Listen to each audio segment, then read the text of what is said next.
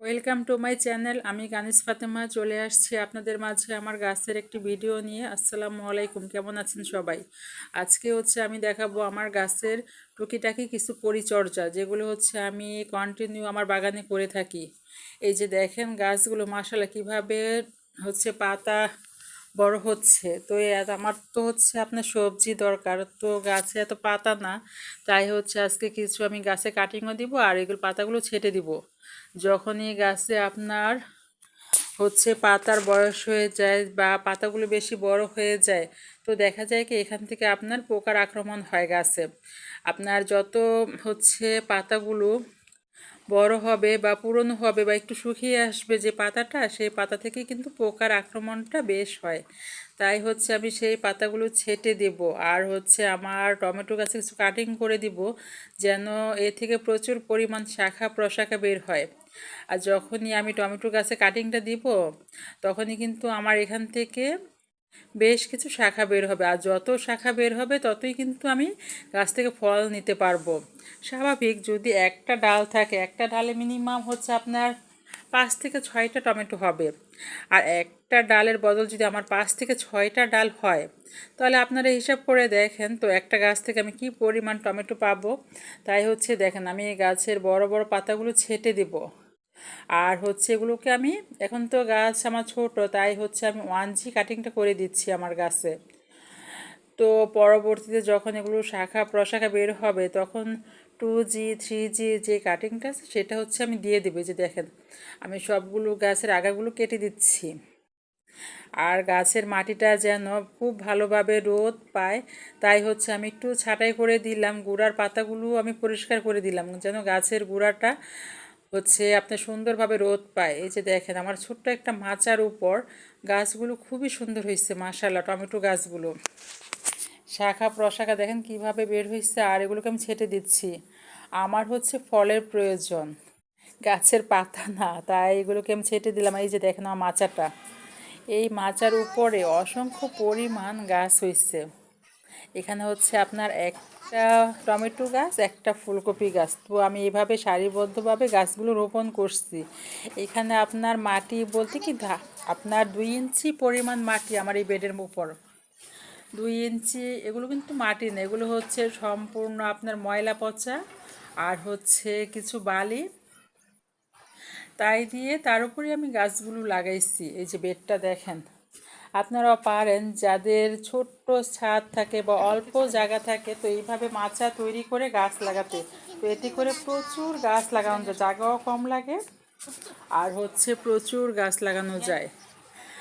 আমি আরেকটি এরকম করে আরেকটা আমি মাচা তৈরি করছি, কিন্তু মাচা তৈরি ভিডিওটা আমি আপনাদের মাঝে নিয়ে আসতে পারিনি। তো নেক্সট টাইম দেখাবো, নেক্সট ভিডিওতে, যে আমি মাচাটা নতুন করে কিভাবে তৈরি করছি আর ওখানে কি কি গাছ লাগাইছি। তো পরবর্তী ভিডিওতে আমি দেখাবো। কিন্তু হ্যাঁ, মাচাটা যেভাবে তৈরি করছি সেই ভিডিওটা আমি বানাতে পারিনি।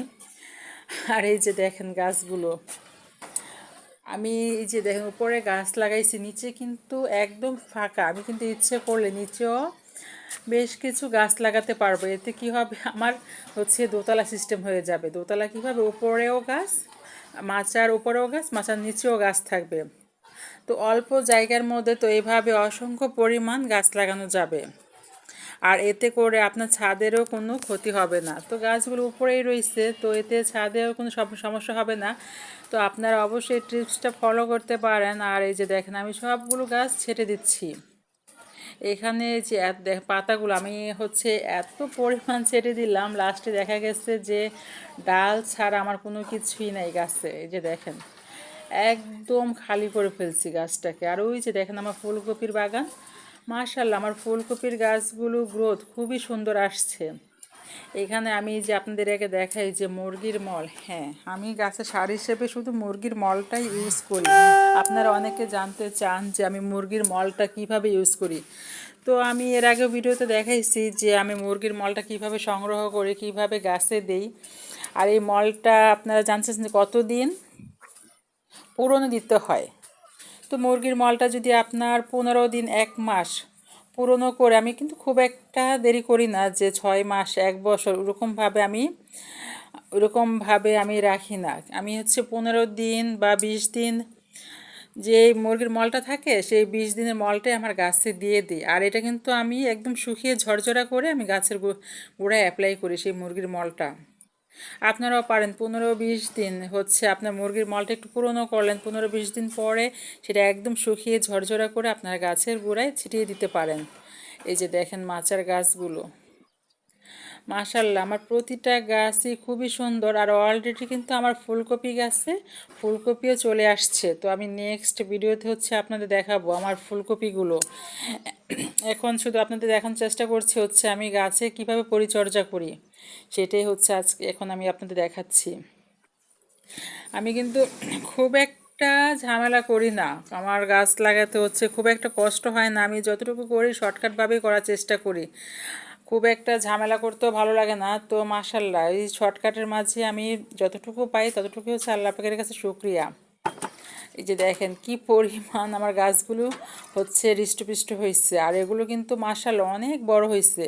আর এই যে দেখেন এখন আমি পানি দিয়ে দিচ্ছি, আর এমনভাবে পানি দিয়ে একদম ওপর থেকে হচ্ছে পানিটা ছিটিয়ে দেওয়ার চেষ্টা করি, এতে করে কি গাছের গোড়াটাও পানি পায়, গাছের উপরেও হচ্ছে পানিটা পায়। যখন গাছের পাতাগুলো পানি পাবে এতে করে গাছের পাতা যে ধুলোবালি সেগুলো দূর হয়ে যাবে, আর গাছটাও সুন্দরভাবে পানিটা ওরা পেয়ে যাবে, গাছটাও সুন্দর হবে, দেখতেও ভালো লাগে, আর হচ্ছে গাছটাও সুন্দর হয়।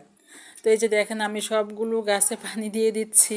এটা হচ্ছে আমার গাছের বিকালের পরিচর্যা।